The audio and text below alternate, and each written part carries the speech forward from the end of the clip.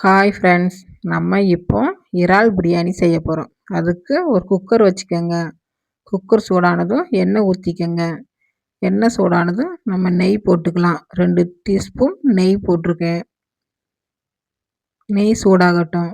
நம்ம பட்டை லவங்கம் அதெல்லாம் போட்டுக்கலாம். ஸ்பைசஸ் அதெல்லாம் போட்டுக்கலாம். பிரிஞ்சி இலை எல்லாம் போட்டுக்கலாம். போட்டு அது புரிஞ்சதும் நம்ம வெங்காயம் போட்டுக்கலாம். 3 வெங்காயம் கட் பண்ணியிருக்கேன். 3 வெங்காயம் போட்டுக்கலாம். அதையும் நல்லா மிக்ஸ் பண்ணிடுங்க. இப்போ பச்சை மிளகாய் போட்டுக்கலாம். ஒரு 3 பச்சை மிளகாய் போட்டிருக்கேன். நல்லா பொன்னிறமாக வர மாதிரி வெங்காயம் பச்சை மிளகாய் நல்லா வதங்கிட்டு இப்போ நம்ம கல்லுப்பு போட்டுக்கலாம். இப்போ நம்ம இஞ்சி பூண்டு பேஸ்ட்டு போட்டுக்கலாம். இப்போ நம்ம புதினா மல்லி இலை அதை போட்டு நல்லா மிக்ஸ் பண்ணிடலாம். தக்காளி பழம் போட்டுக்கலாம். 2 தக்காளி பழம் கட் பண்ணி வச்சுருக்கேன். அதையும் போட்டு நல்லா வதக்கிடலாம். நல்லா வதங்கிட்டு இப்போ நம்ம காரத்துக்கு தனி மிளகாத்தூள் 1 டீஸ்பூன் போட்டுக்கோங்க.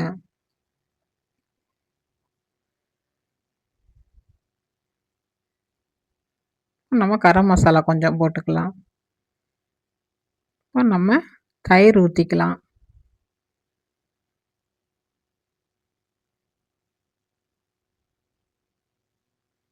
அடுப்பு நல்லா சிம்மில் வச்சுட்டு தயிர் ஊற்றி நல்லா மிக்ஸ் பண்ணிடுங்க.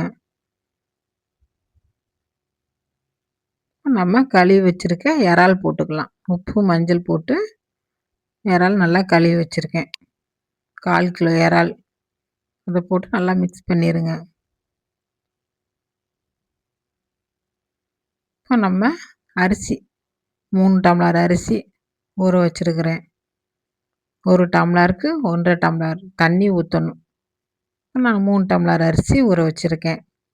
3 டம்ளர் அரிசிக்கு 3 டம்ளர் தண்ணி ஊற்றி ஊற வச்சேன்.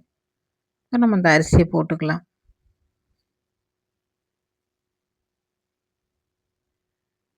போட்டு நல்லா மிக்ஸ் பண்ணி விட்டுருங்க.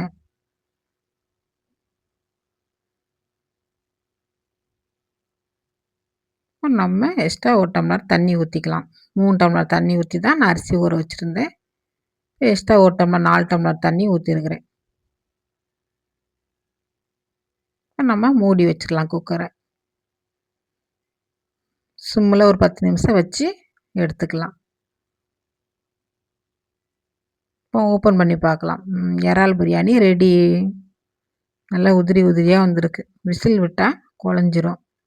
விசில் விடாமல் வேறு பாத்திரத்தில் நம்ம மாற்றிக்கலாம்.